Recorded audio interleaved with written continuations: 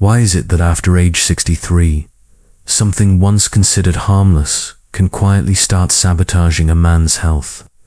That question might come as a surprise, but more and more men have sat across from me, not complaining of pain or illness, but of something harder to name, a strange emptiness, not physical, but deeply personal, as if their body and mind were no longer on the same team. I'm Dr. Raven Mehta, a men's health specialist with over 30 years of experience studying how the body and brain shift as we age.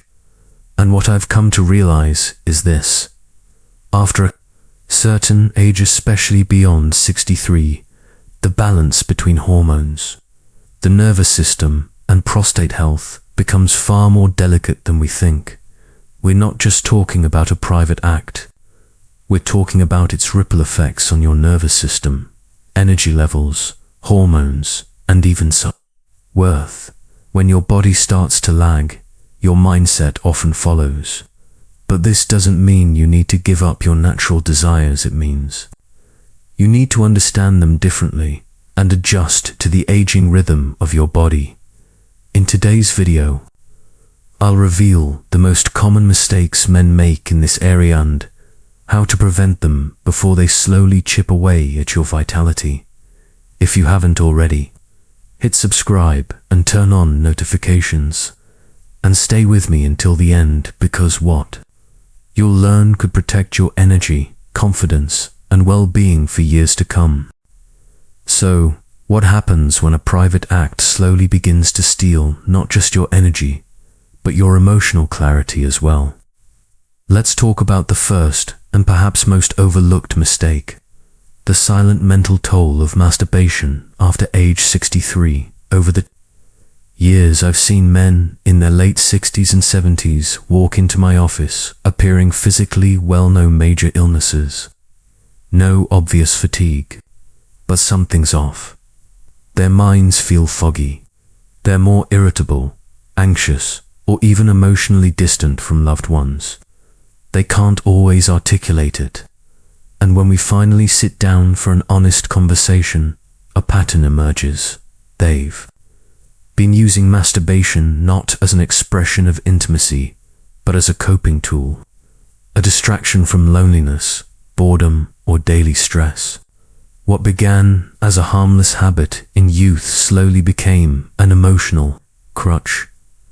Here's what most men don't realize: the brain's response to sexual release evolves with age. After 63, the pleasurable neurochemicals like dopamine and oxytocin don't spike the way they once did. Instead of a wave of calm satisfaction, many report an emotional drop. Some describe it as a strange emptiness. Others say it feels like something meaningful is missing, but they can't name it.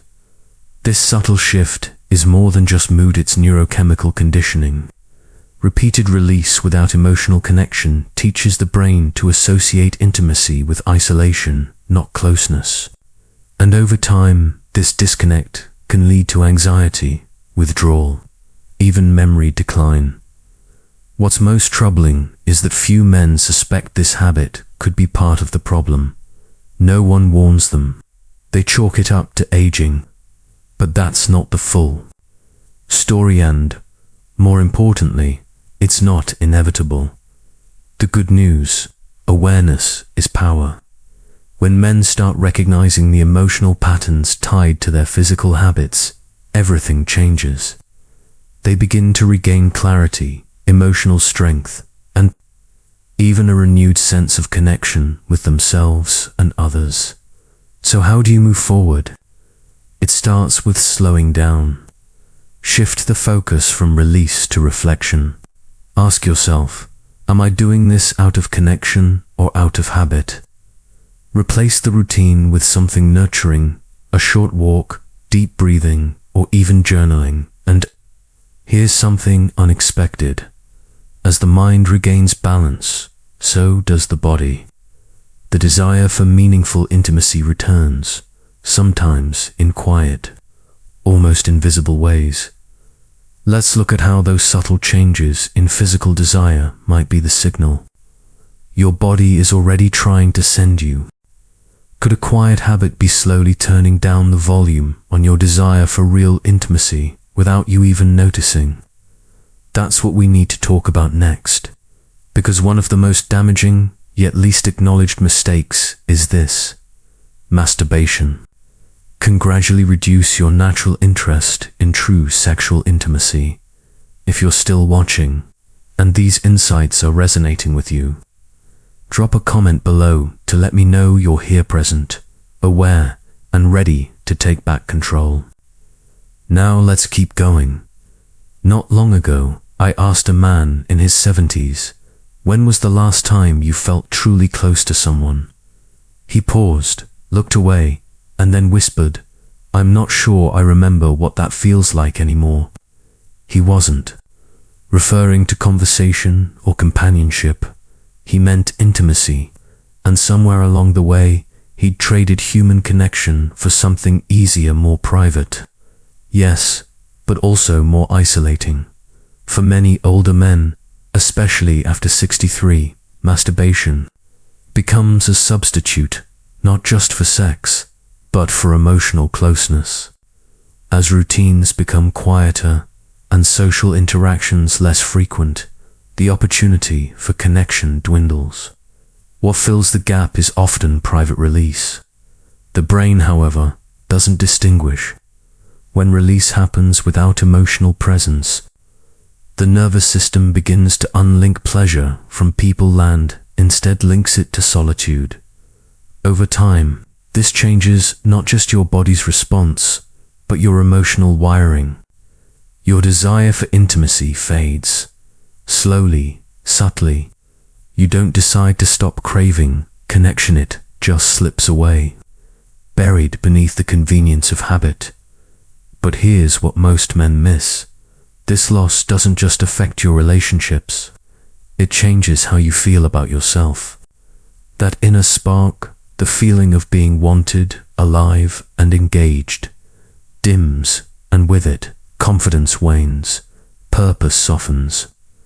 Even your identity as a partner begins to erode. It doesn't happen in a single date, happens in silence, not because of arguments or distance, but because of disconnection. And that disconnection doesn't stop at the heart. It extends to the body. Many men notice that they no longer respond to touch the same way. Pleasure feels duller. Arousal fades faster. But very few realize that their own habit may be a contributing factor. So here's the hard truth. The cycle of isolated pleasure rewires both your mind and body to expect less from intimacy and to feel less when it does come. But there's good news. You can reverse this. Start by reducing the frequency, not through force or guilt, but by replacing the act with a moment of reconnection. Reach out to your partner. Initiate a hug. Sit with presence. Let the nervous system relearn the pleasure of connection, and remember, your capacity for deep, meaningful intimacy isn't gone. It's simply been quieted in the next section. We'll explore how this quiet erosion also affects your physical performance, and why so many men mistakenly blame age when the real culprit is something far more reversible. What if the very habit you turn to for relief is slowly dulling your ability to feel pleasure right when you need it most? Let's talk about how masturbation can directly impact the quality of your sexual experience in ways many men don't realize until it's too late. Not long ago, a gentleman in his late 60s shared something I haven't forgotten. He said, "Doctor, when I'm with my wife, my body is there, but my senses aren't. It used to feel intense. Now, it's just faint." He wasn't sick. He wasn't depressed. But something had shifted, and it traced back to years of solitary habits. You see, When masturbation becomes mechanical or overly reliant on exaggerated stimulation like fast, emotionless routines or pornography, the nervous system begins to rewire itself. After age 63, this is especially true, as nerve sensitivity and blood flow naturally decline. Your body adapts to what you give it.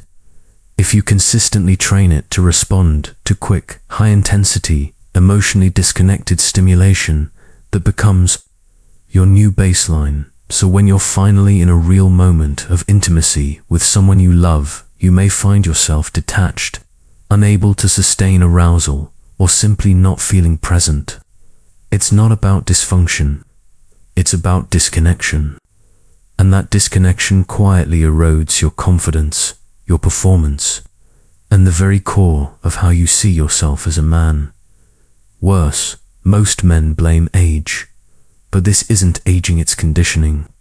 The repeated solo habits dull your sensitivity to real, mutual connection, and this creates a feedback loop.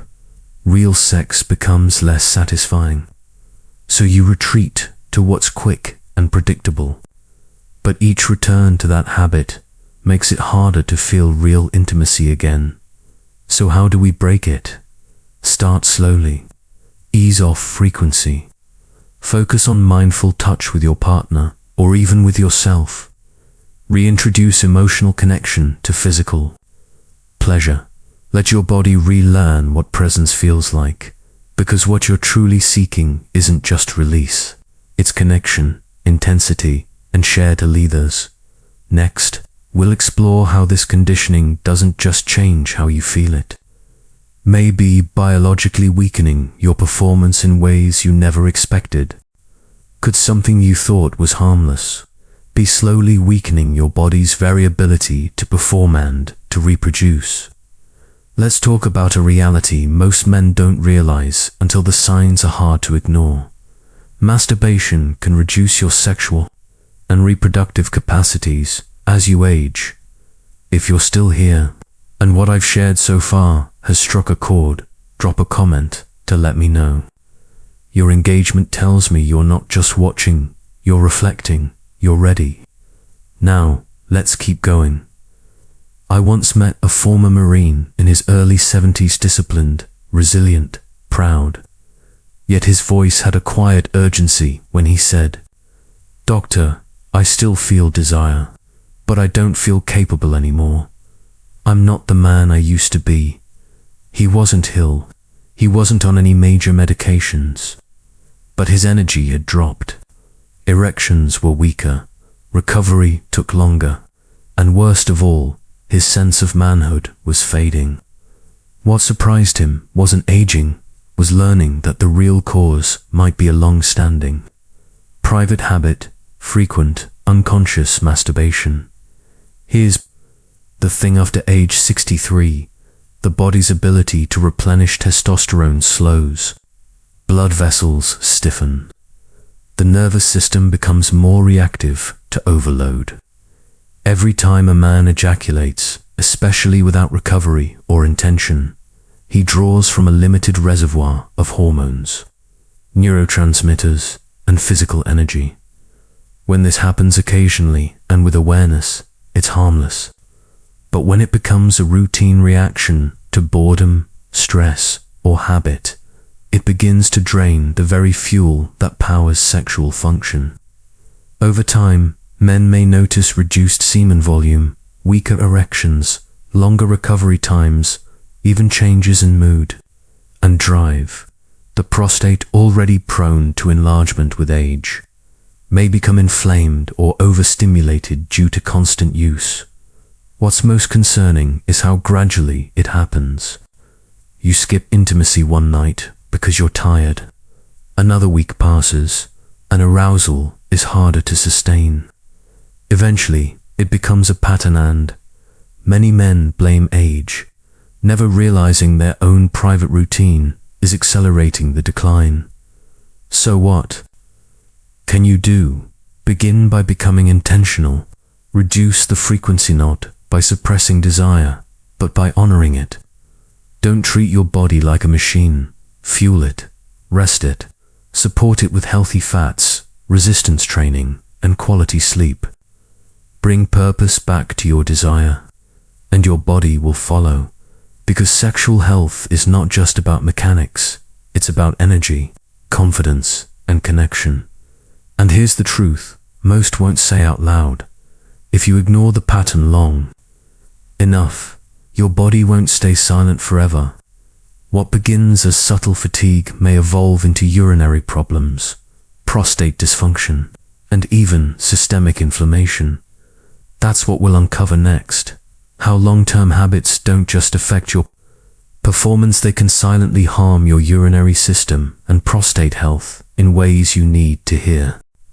What if that nightly bathroom tripore, that strange pressure in your lower belly, wasn't just age catching up with you, but a quiet message from your own habits?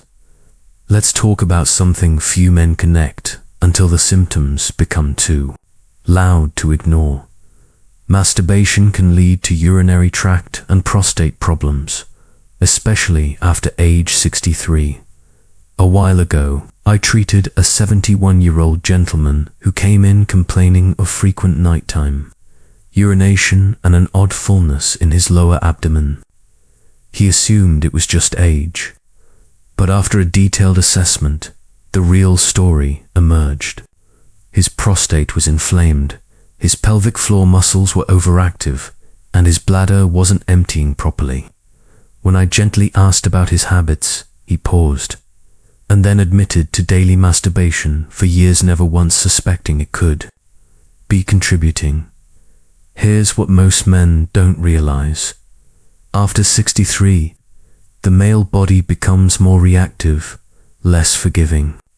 Repeated stimulation, especially with force, tension, or lack of awareness, can strain the pelvic floor, irritate the prostate, and disrupt urinary function. An aging prostate, already prone to enlargement, becomes even more sensitive under constant pressure. Over time, this can manifest as inflammation, discomfort, slower urine flow, and the nagging sense that you never fully empty your bladder. It doesn't stop there. That persistent dribble after urination, the 3 a.m. bathroom visits, the dull ache you didn't have last year, these are early signals. Often dismissed as just getting older, they can actually be signs of habit-driven pelvic stress that has quietly escalated over time. The most dangerous part, it creeps in slowly. Subtle signs turn into patterns. Patterns become problems. And by the time it feels urgent, you're already caught in a cycle that's hard to break. But here's the good news. It's not irreversible. With a few thoughtful changes, most men can regain control physically and emotionally. Gentle stretching, pelvic floor relaxation, reduced frequency, and more conscious awareness during arousal can make a dramatic difference. Your prostate isn't your enemy. It's just been overworked. And in the next part of this video, I'll share exactly how I coach my patients to engage with their bodies wisely, safely, and in a way that supports, not sabotages, their long-term health after 63. Don't miss it. What you do next could protect your confidence, restore your comfort, and shift the course of your aging. Doctor's advice.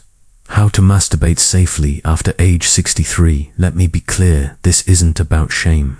It's about awareness. As a urologist, I've had countless conversations with older men who carry quiet embarrassment, guilt, or confusion around this subject. Many were never told how aging changes the rules. They simply continued doing what they'd always done without realizing that their bodies no longer respond the same way. That's where problems often begin. Not because they were doing something wrong, but because no one ever taught them how to do it right for this stage of life. After 63, your body needs more care, more patience, and above all, more intention.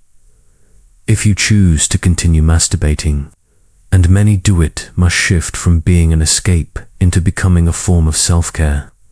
I often recommend a frequency of no more than 2 to 3 times per week. This allows your nervous system, hormone levels, and energy stores to properly recover, especially when testosterone production has already slowed down. Cleanliness matters more than ever. Always ensure your hands and genitals are clean. Older skin is more fragile, and infection risks increase with age. Gentle touch is also key. What once felt fine in your 40s can now cause irritation or injury if you're not mindful. Choose relaxed moments, never out of anger, stress, or emotional avoidance. Why? Because your body doesn't separate tension from touch. When you engage in self-pleasure while emotionally distressed, you reinforce unhealthy neural patterns that associate intimacy with anxiety, not connection. Another important consideration: limit or avoid pornography. I've seen too many older men become emotionally dulled by it. It sets unrealistic expectations and rewires the brain in ways that make real intimacy feel flat or disconnected. If you want to preserve your emotional and sexual sensitivity, choosing presence over stimulation is a crucial first step. But the most important advice I can give is this: listen to your body. If something doesn't feel right, burning, pressure, delayed urination, or even emotional emptiness, don't brush it off. These are early signals. Your body is speaking to you, and you deserve to be heard. You're not broken. You're aging, and with proper care, this part of your life can still be deeply fulfilling, connected, and vibrant. We've covered a lot, but here's what it all comes down to. What you do with your body, especially in private, shapes how you feel in public, how you age, and how you love. In the final message of this video, I'll help you put it all together so you can walk away not just informed, but empowered to reclaim your strength, your connection, and your confidence moving forward. If you've stayed with me this far, I want to say something simple and real. I respect you. This isn't an easy conversation. It's not one most men ever get the chance to hear, let alone talk about. But the fact that you've taken the time to listen means something. It means you're not coasting through these later years of life on autopilot. You're paying attention. You care, and that already makes you one of the rare few who still believe that their health, their vitality, and their connection to others are worth fighting for. We've talked about a lot quiet mistakes that many men make, not out of recklessness, but out of habit, out of never being taught differently. We've explored how unconscious masturbation can blur your mental clarity, disconnect you from true intimacy, dull the quality of physical sensation, drain hormonal strength, and silently impact your prostate and urinary health. None of these issues make you weak. They make you human. They make you a man in transition. And here's the truth: no one tells older men, you haven't stopped growing just because you've gotten older. In fact, the choices you make now might be some of the most powerful of your life. For over 3 decades, I've listened to men wrestle in silence with confusion, isolation, and the quiet fear that maybe they were the only ones struggling. You're not. You never were. Your health still matters. Your sexuality still matters. Your pleasure still matters, but only when it aligns with the evolving needs of your body, your mind, and your heart. So where do you go from here? You take one thing you've learned today and apply it. Maybe that means spacing out the frequency. Maybe it means approaching self-pleasure with more gentleness and intention. Maybe it's opening up to your partner or speaking to your doctor without fear or shame. Whatever it is, do it with purpose. Do it with quiet dignity. Do it with the strength of a man who understands that real control doesn't come from avoidance, it comes from facing truth fully and honestly. Aging doesn't mean fading, it means refining. And when you learn to work with your body instead of against it, you might be surprised at what's still possible. This isn't goodbye, it's the start of a new chapter, one where your health, your connection, and your confidence lead the way. So take a breath, take your time, and take one step forward. You've already done the hardest part. Now let the rest unfold with clarity, courage, and care. I'm proud of you, and I'm right here with you. If this message helped shift something in your perspective, share your thoughts in the comments. I'd love to know what resonated with you, or even what you're still wondering about. And if you haven't already, subscribe, like this video, and tap the bell icon, not just for me, but so this channel can keep growing, helping more men like you reclaim the strength and peace they deserve.